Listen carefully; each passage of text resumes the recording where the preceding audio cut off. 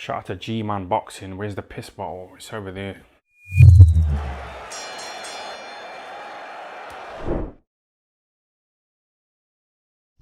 Alright, I just got done watching Joseph Parker versus Dereck Chisora, the rematch. And yeah, so like, I enjoyed this fight. Don't get me wrong, it was much better than the first fight. But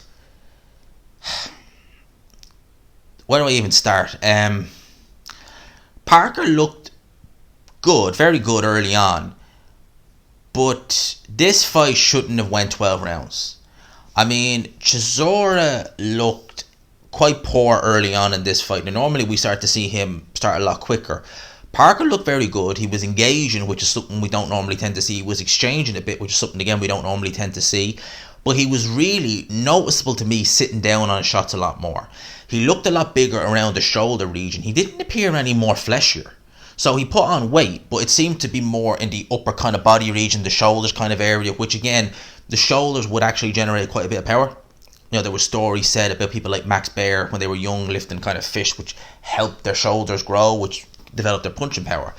So you could see he was sitting down on the shots more. And he was buzzing Chisora from early on. He actually put Chisora down in one of the earlier rounds. I can't remember which one it was now. It was a bit dubious, I have to say. I think it was the third or fourth round.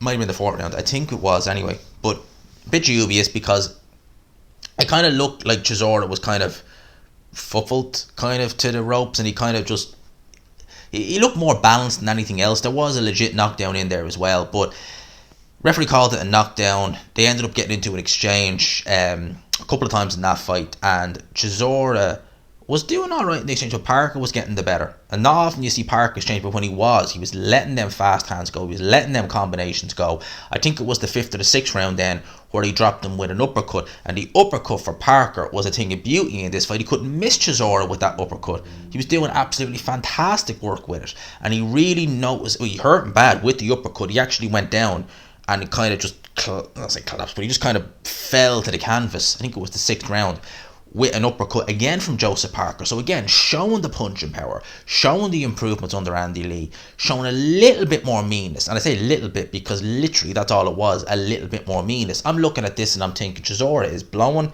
He looks tired. He's getting hurt by Joseph Parker's shots. There's only kind of one outcome I see in this fight.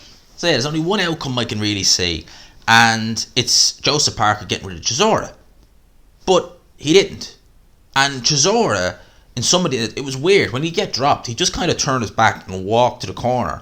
And at one stage, I remember, I think it was again the sixth round, where he was in an exchange with Parker, where he kept looking over at his corner as if to say, are you pulling me out? Or are you doing? It was weird. It was just strange. And he ended up getting the better towards the end of that exchange. Chisora was the proper war Chisora screaming to the crowd. It was fun to watch.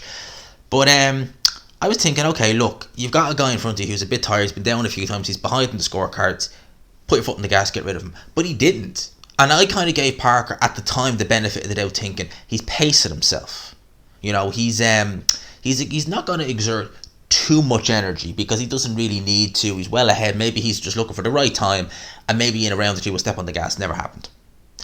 What happened actually was Chisora started to grow in confidence a bit, and he was able to get to Joseph Parker's body and land some body shots. Now, he was swinging a lot and missing a lot, and I wouldn't have wanted to be in the way of some of them shots that Chisora was swinging. But Parker just seemed to kind of almost, it was almost like, I know I'm ahead now, I've 3 knockdowns, because there was another knockdown, I think it was the 8th or 9th round. That shouldn't have been a knockdown, it was a push. Yes, an uppercut landed, but Parker pushed him, and he went back in the rope. Shouldn't have been a knockdown, it was definitely a push.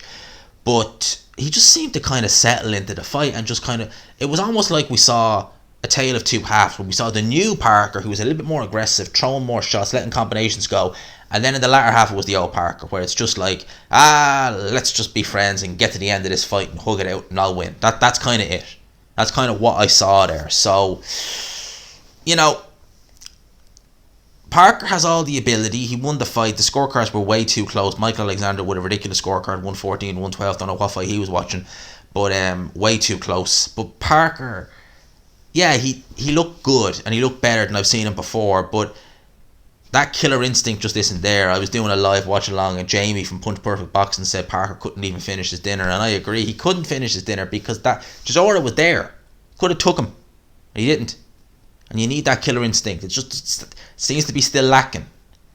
Now, maybe another camp with Andy Lee, he'll be able to get that. I don't know. But I like what I've seen in the early part of this fight from Parker. But later on down the stretch, he just seemed to kind of go with the flow almost. I don't want to see. I think there's a lot more to Parker there than just go with the flow. Good one half and average the second half. He needs to be good the whole way through.